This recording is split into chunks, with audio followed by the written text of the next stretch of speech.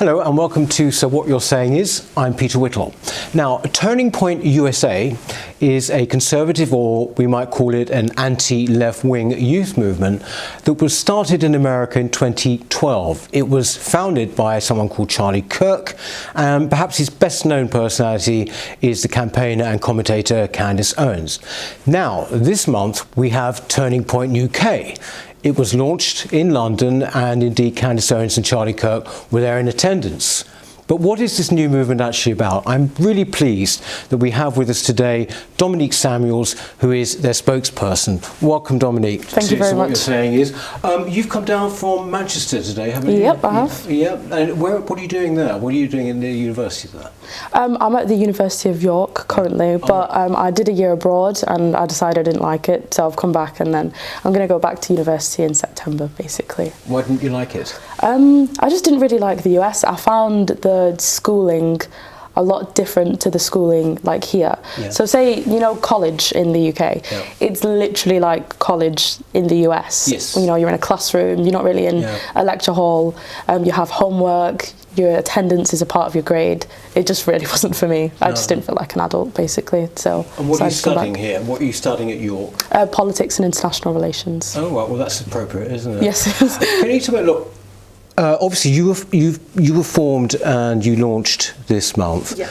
And, you know, you had a bit of trouble from the usual suspects online and all the rest of it. Yeah. But can you just explain how near are you, or how close are you to Turning Point USA, or are you quite separate?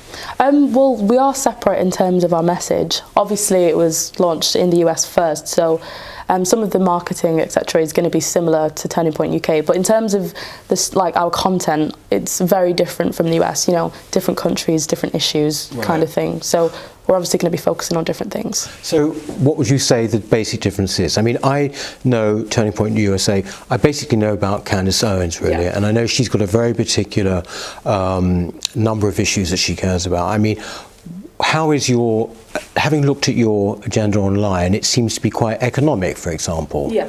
It is more economic, focused on economics, because in America, I think you know, racial issues and identity politics is much more of an issue there. There seems to be a lot more divide. And one of the main things that Candace Owens focuses on is the Democratic Party and how they do use ethnic minorities as a voting bloc. And they seem to do that a lot more overtly because, you know, Americans are a bit more dramatic than British people. But here I think there are some very similar trends, and we will be touching upon that. But at the moment, you know, the rise of Corbyn and, you know, the economic illiteracy that he espouses is like one of the main issues in a way. Turning Point USA is a lot more Trumpian as well at the same time. A lot of people do support Trump there.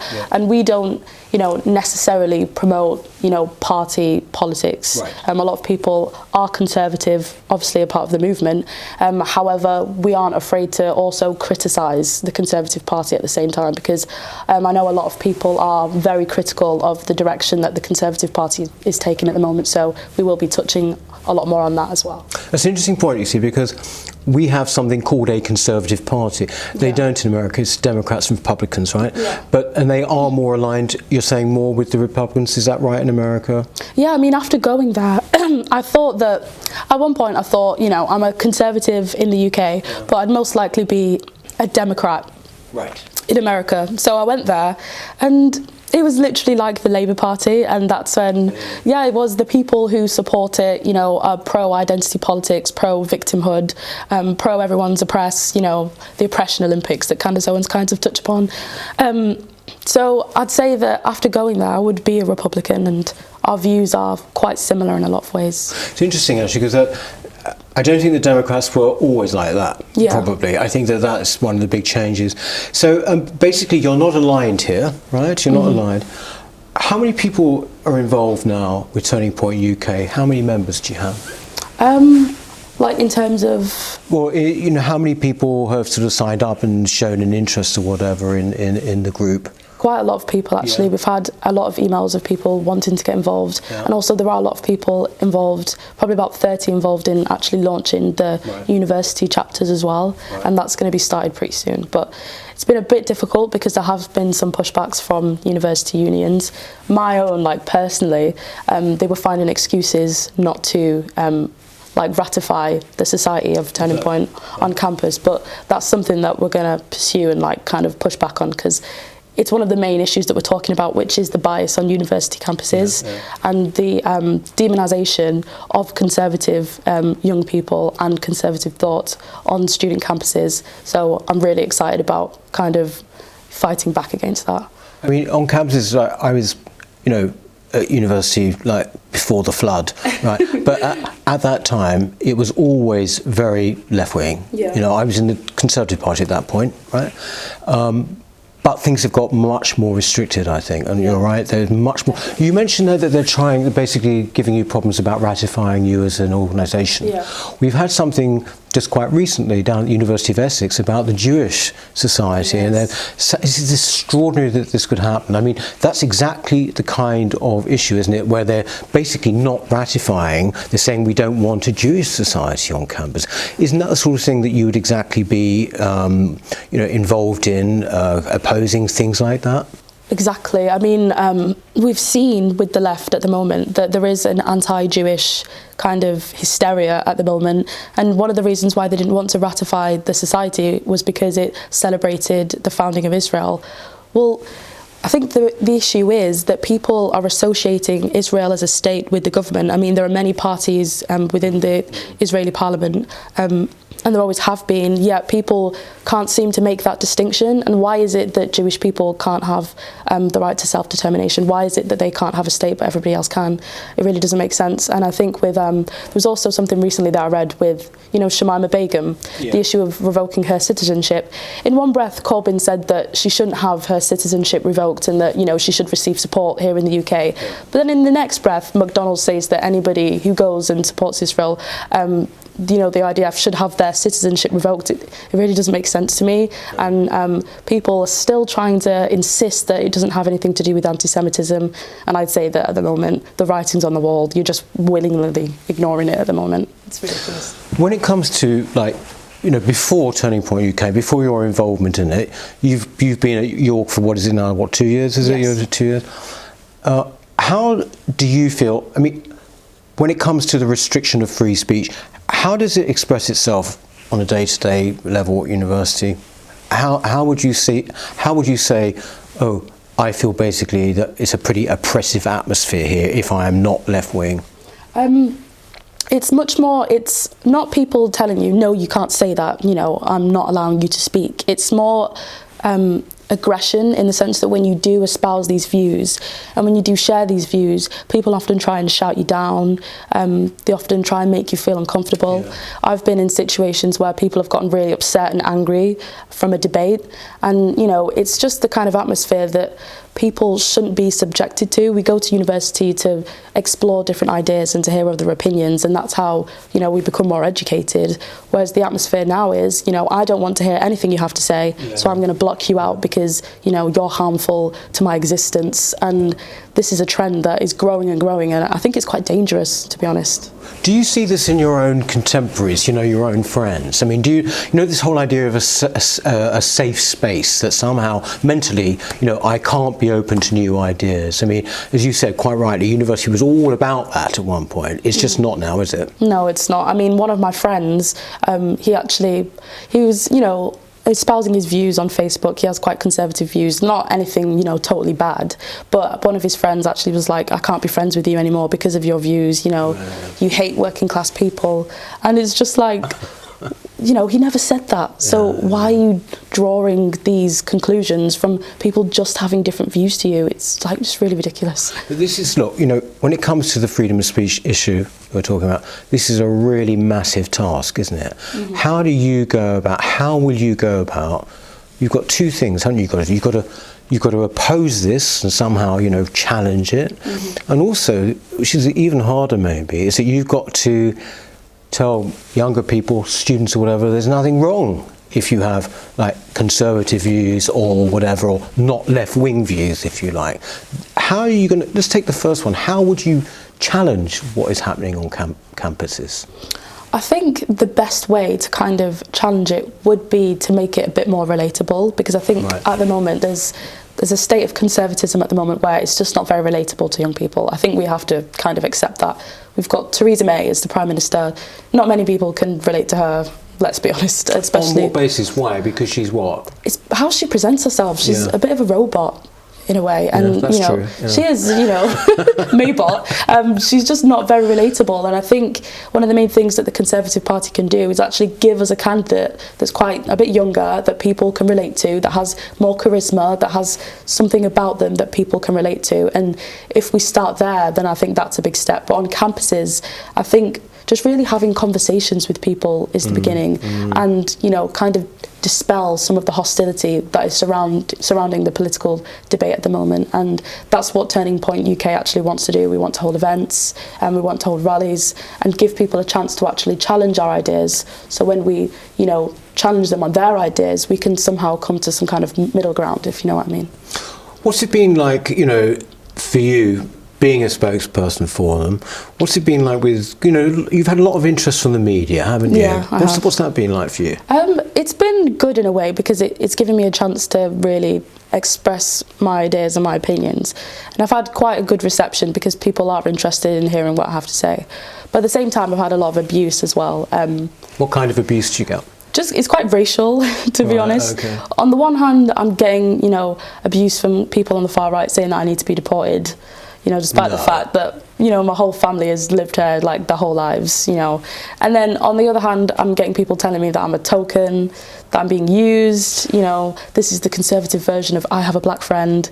And, you know, it's just, I find it quite funny, but in a way it's really quite demeaning, and it does kind of reflect... They call you an Uncle Tom, in other words. Yeah, like an Uncle Tom. And, you know, if you think about the origins of the word Uncle Tom, it used to have really positive connotations. It was basically about a strong, masculine, Christian black slave who refused to bow down to his oppressors, basically, by revealing the whereabouts of female slaves that had escaped. And then as time went on, the book that was actually written about him was then twisted and actually made into a racist stereotype of Uncle Tom being this subservient kind of individual. And that narrative has always been controlled by racists, and what we're doing now is we're utilising a racist term and using that to keep ethnic minorities, particularly black people, in their place in a way, and keeping them from straying, you know, where the left thinks they should be. And that's something that I really do want to challenge, because it's something that I've just been faced with so much, and I'm quite frankly sick of it. Yeah. There is this thing, I mean, you say that, you know, the Turning Point USA, and Candice, she's got this campaign, as it's called, Brexit, which is to try to get the black vote away from the Democrat Party, simply because she says that they've been enthralled to them for years and that they're used, right? They've been used. But you could say, even though you say we're different here, but you could say that, for example, it's been something that the Conservative Party, for example, has been trying for God knows how long, is to make more inroads into the black and ethnic minority vote, and it just doesn't really, on the whole, seem to happen. So, I mean, there is a sort of similar situation here, isn't there? I mean, and it's assumed, isn't it, that you won't be Conservative, isn't that right? Yeah, it's assumed that I'd be Labour, that I'd support Jeremy Corbyn, that I'd support socialism, all of this stuff. And I quite simply don't think the socialism works. I mean, we've seen it in so many countries, and it's an economic system that's failed. I mean, there's a lot of pro-black people that support socialism because of leaders like Malcolm X, for example, and some leaders in parts of Africa after decolonisation that did advocate socialist economics, and it just doesn't work. And I ask myself, how can I support something that I just don't believe in? Why do you expect me to support something that I don't believe in just because of my skin colour? It just doesn't make sense to me. Well, because it's just similar with me being a gay man. We're kind of oppressed, right? We're kind of oppressed people. So therefore, basically, that's what it's about. Somehow or other, we should be in opposition, as it were, to the white, straight, male establishment, whatever it is, rubbish. Well, I would agree with you that some of the worst responses I've had personally have been when I've spoken to political gay audiences. They can't bear the fact that I'm not, liberal lefty or whatever. Yeah. How far have you been involved in politics before this? When did it start? You seem to know pretty clued up on political history and everything. Is this something you've always wanted? You've always been interested in? No, actually. So basically, I studied history at high school, and that's how I started thinking, I think I might want to start looking into politics. It seems quite interesting. So I did politics at college, and before I actually studied at college, I didn't actually know anything about politics at all. So at first, as I started learning about it, I was kind of left-wing in a sense. I didn't really know where I stood. I didn't really know where I stood, but I was critical of the Labour Party. But then again, I was like, oh, Jeremy Corbyn is probably the only answer because of Theresa May. And I was always critical of both sides, but I think I was left-wing. And then as I started learning about conservatism as an ideology at school, I began to realise this makes more sense to me than socialism or, say, liberalism, the many branches of liberalism. And, as time progressed and I started learning more about politics, I realised, I think I'm a conservative, I do support capitalism, and I just started to accept myself in that way. And at a point I did actually join the Labour Party because really? I was desperate to find a political home, and I thought, I'm interested in politics, I want to pursue politics, where do I go? Yeah. And it seemed, living in Manchester as well, it seemed that the Labour Party was the only destination for me. I couldn't possibly join the Conservative Party or be a Conservative. When people think of the Conservative Party, it's rich white men, basically. Right. So that was the impression that I got. And then, I started to realise I'm just not passionate about socialism. So I left, and then after a while I decided to join the Conservative Party, and then it just went from there, really. What about your family? I mean, what are they political? Are they interested in politics? Did you talk about politics much, when you were growing up? My family, on the whole, aren't really that political, but as I started studying politics more, I started engaging my mum in more debates about politics, and we have some really good conversations. She's quite conservative, she's quite right-wing. I'd say she's more right-wing than I am, but I think we find middle ground in a lot of ways, and my discussions that I have with her really help me kind of formulate my opinions and my perspectives on a lot of stuff. Oh, right, okay. So basically, what do they think of what you're doing now? My mum really supports it, particularly because she's just excited about me, speaking up for black people, to be honest, because we don't really have an alternative voice in politics. We're faced with people like David Lammy, who just perpetuate this ridiculous narrative of black people are victims. We need to be reminded of slavery every single second, as if that defines our identity and as if that defines our future. And I just really don't believe in that. And I think it's quite controversial to say that I am sick of hearing about slavery. I am sick of hearing about how much I've been oppressed, how much white people hate me, how much I don't belong in this country. I'm sick of hearing it. And I think that it's time that someone actually stood up and said, we're sick of hearing about this now. We'd like to move on to something else. Exactly. Yeah.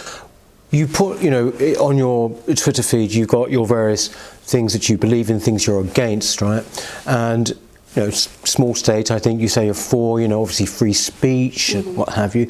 On the against side, you've got nativism and you've got alt-right and alt-left, right? Now, how would you define nativism, for example? I think what's important, it's a difficult one. What's important to distinguish there is how, putting the interests of British people and British citizens first. Yeah. I don't see anything wrong with that.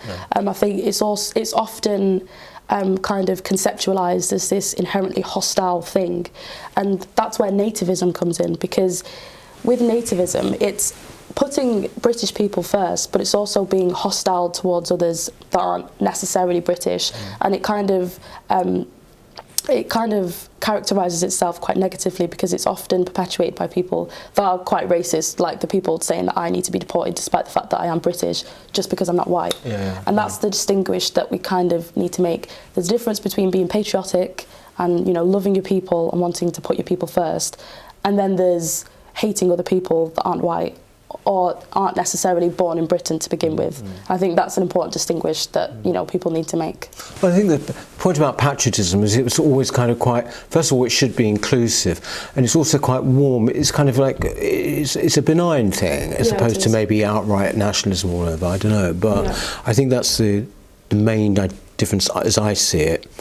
But although we talk there about economic issues, and this is basically the way you're going to be going more with Turning Point UK, there are these identity issues. They've come up time and again in our conversation. Yeah. It is very strong in America, but you said it is happening more here now. I think it's almost completely established here now, the whole identity politics thing. Don't you agree? I mean, it is one of the main battlegrounds. I mean, you'll be taking that on, surely. Yeah, definitely. I think in the UK, although I'd say it's less, dramatic as it is in America, it's definitely an issue here. For example, the left telling me, we're the only ones that can unlock your potential. You can't join the Conservative Party because Owen Smith said, it's institutionally racist. And it's a fear that people have, it's a paranoia that people have about reverting from the left, to more conservative thinking. And in my university, I'm a student ambassador, and I was working with these kids that basically come from deprived backgrounds and want to come to university. And I was speaking with one of the black girls there, and she was saying, she's paranoid about going to a university that isn't full of other black people or other ethnic minorities because of the perceived reception that she thinks she's going to get. And I was just telling her, you shouldn't be ruled by this fear, you shouldn't be going into places paranoid that think people are going to be thinking about your race, people are going to hate you, because that's what's stopping you. It isn't people physically stopping you from having access to these opportunities. It's often a mentality that people have. When I said that I was going to the University of York, everyone was saying to me, why are you going there? It's so white. And I'm just like, we live in the UK, 80% of the population is white anyway. When you go into the workforce, you're going to be surrounded by people from all backgrounds, but also, a background that is representative of the majority of the UK. How far do you expect to go in life if you're going to be ruled by the comfort of being surrounded by everybody that looks like you? It's just a really unhelpful mentality that I think we need to talk about a bit more. Well, one of the sort of side issues of identity politics is hate crime, for example. And I'm on the London Assembly. Hate crime comes up all the time, So I was going to ask you, I mean, what do you think about hate crime? Do you think it's something that we should take seriously? I mean, or do you think it's something that's been confected? I mean, for example, take Brexit. There was supposedly this peak of hate crime after Brexit. If you actually look at the stats, right, there was no such thing, all right? But I mean, I wonder, do you think would you agree with me that it's largely a got-up thing or not? I would. I think it's very difficult to distinguish what is a hate crime and what isn't, because it's based on one's perception of what a hate crime is or what is an aggression towards oneself. And particularly, I think there was another case of this woman that was arrested and detained for 7 hours for saying some apparently, transphobic things on the internet. And it's really dangerous, because where does this end? Where does one's perception of what is, a hate crime end? This can easily tumble into suppression of freedom of speech and suppression of freedom of expression. If everything everybody else does is perceived an offence and is then therefore a crime, and you should be arrested for it, where do we go next? Where does this end? It's a really dangerous path to go down, and I think it's something that needs addressing as well, where this hate crime thing is concerned. I think one of the main problems actually with it, Dominique, is when there is every supposed hate crime incident has to be put on the statistics straight away. So when they put these statistics out, the actual number of these that will go to court, that will be prosecuted or whatever, are tiny compared actually to the overall figures. I was wondering, because one of the reasons I asked you about this, because we've had this case in America very recently, it's an extraordinary one actually, with Jussie Smollett, the actor, which, there you had like hate crime because he was black, hate crime because he was gay or whatever. I mean, because of his actions, right? I mean, essentially, what I found interesting about that is that the media immediately, basically took his version of events without even questioning at all, right? Yes. And then everyone's come unstuck, have they not?